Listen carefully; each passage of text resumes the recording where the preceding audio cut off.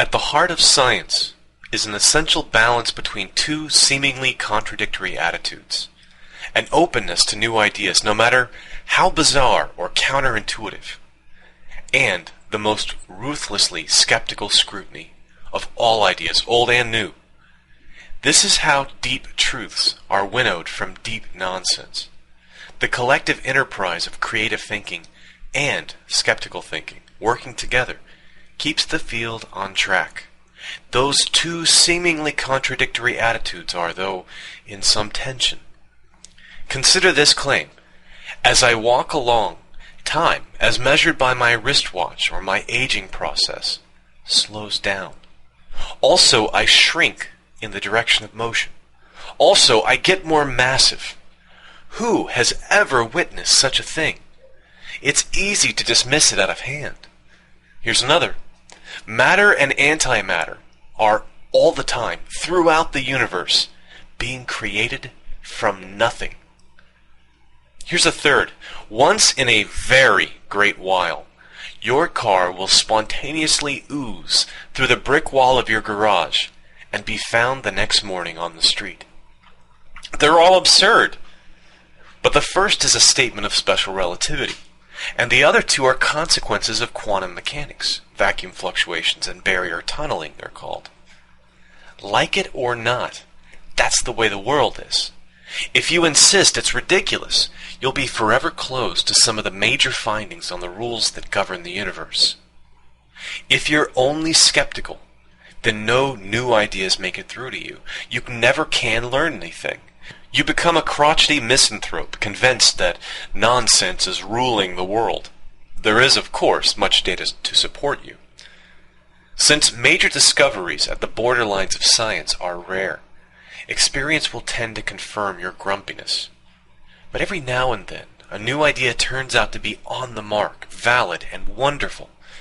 If you're too resolutely and uncompromisingly skeptical, you're going to miss or resent the transforming discoveries in science. And either way, you will be obstructing understanding and progress. Mere skepticism is not enough. At the same time, science requires the most vigorous and uncompromising skepticism, because the vast majority of ideas are simply wrong, and the only way to winnow the wheat from the chaff is by critical experiment and analysis.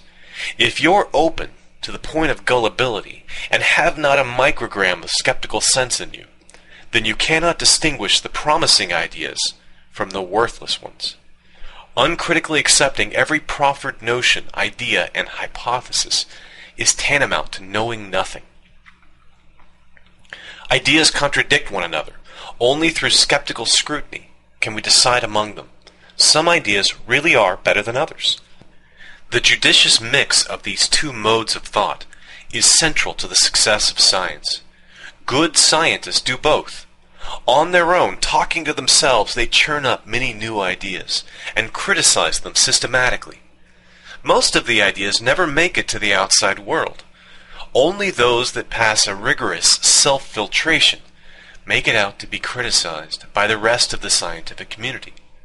Because of this dogged mutual criticism and self-criticism, and the proper reliance on experiment as the arbiter between contending hypotheses, many scientists tend to be diffident about describing their own sense of wonder at the dawning of a wild surmise. This is a pity, because these rare exultant moments demystify and humanize the scientific endeavor. No one can be entirely open or completely skeptical. We all must draw the line somewhere. An ancient Chinese proverb advises, better to be too credulous than too skeptical. But this is from an extremely conservative society in which stability was much more prized than freedom, and where the rulers had a powerful vested interest in not being challenged. Most scientists, I believe, would say better to be too skeptical than too credulous. But neither is easy. Responsible, thoroughgoing, rigorous skepticism requires a hard-nosed habit of thought that takes practice and training to master. Credulity, I think a better word here is openness or wonder, does not come easily either. If we really are to be open to counterintuitive ideas in physics or social organization or anything else, we must grasp those ideas. It means nothing to be open to a proposition we don't understand. Both skepticism and wonder are skills that need honing and practice. Their harmonious marriage within the mind of every school child ought to be a principal goal of public education. I'd love to see such domestic felicity portrayed in the media, television especially.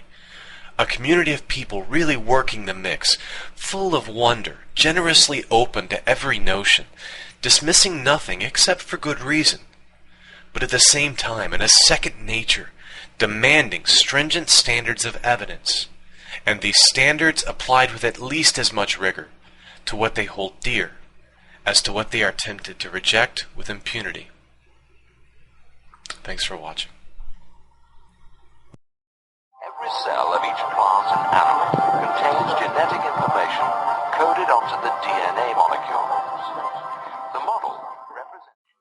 From this distant vantage point, the Earth might not seem of any particular interest. But for us, it's different. Consider again that dot. That's here. That's home. That's us. On it, everyone you love, everyone you know, everyone you ever heard of, every human being who ever was, lived out their lives.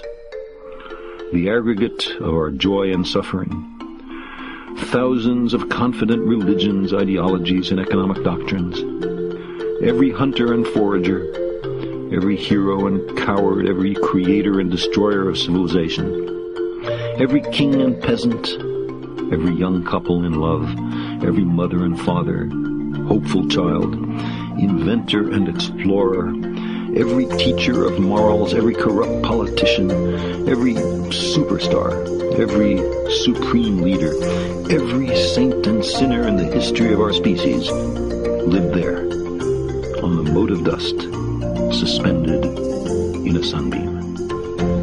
The Earth is a very small stage in a vast cosmic arena. Think of the rivers of blood spilled by all those generals and emperors, so that in glory and triumph they could become the momentary masters of a fraction of a dot.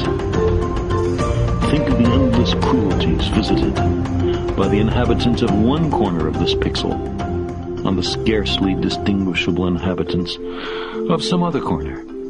How frequent their misunderstandings, how eager they are to kill one another, how fervent their hatreds. Our posturings, our imagined self-importance, the delusion that we have some privileged position in the universe, are challenged by this point of pale light. Our planet is a lonely speck in the great enveloping cosmic dark. In our obscurity, in all this vastness, there is no hint that help will come from elsewhere to save us from ourselves. The Earth is the only world known so far to harbor life. There is nowhere else, at least in the near future, to which our species could migrate. Visit? Yes. Settle? Not yet. Like it or not, for the moment, the Earth is where we make our stand. It has been said that astronomy is a humbling and character-building experience. There is perhaps no better demonstration of the folly of human conceits than this distant image of our tiny world. To me, it underscores our responsibility to deal more kindly with one another and to preserve and cherish the pale blue dot, the only home we've ever known.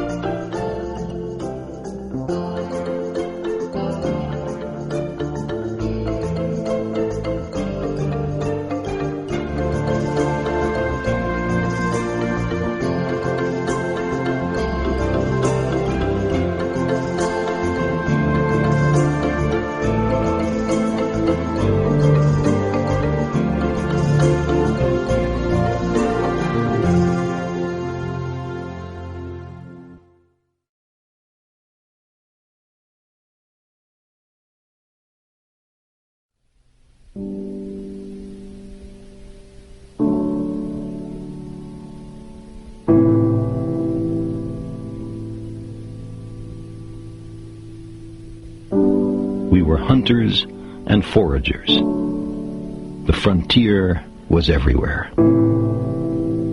We were bounded only by the earth and the ocean and the sky. The open road still softly calls. Our little terraqueous globe is the madhouse of those 100,000 millions of worlds. We who cannot even put our own planetary home in order, riven with rivalries and hatreds, are we to venture out into space? By the time we're ready to settle even the nearest other planetary systems, we will have changed. The simple passage of so many generations will have changed us. Necessity will have changed us. We're an adaptable species. It will not be we who reach Alpha Centauri and the other nearby stars. It will be a species very like us, but with more of our strengths and fewer of our weaknesses. More confident, far-seeing, capable, and prudent. For all our failings, despite our limitations and fallibilities, we humans are capable of greatness. What new wonders, undreamt of in our time, will we have wrought in another generation, and another? How far will our nomadic species have wandered by the end of the next century, and the next millennium? Our remote descendants, safely arrayed on many worlds through the solar system and beyond, will be unified by their common heritage, by their regard for their home planet, and by the knowledge that whatever other life may be, the only humans in all the universe come from Earth. They will gaze up and strain to find the blue dot in their skies. They will marvel at how vulnerable the repository of all our potential once was. How perilous our infancy. How humble our beginnings. How many rivers we had to cross before we found our way.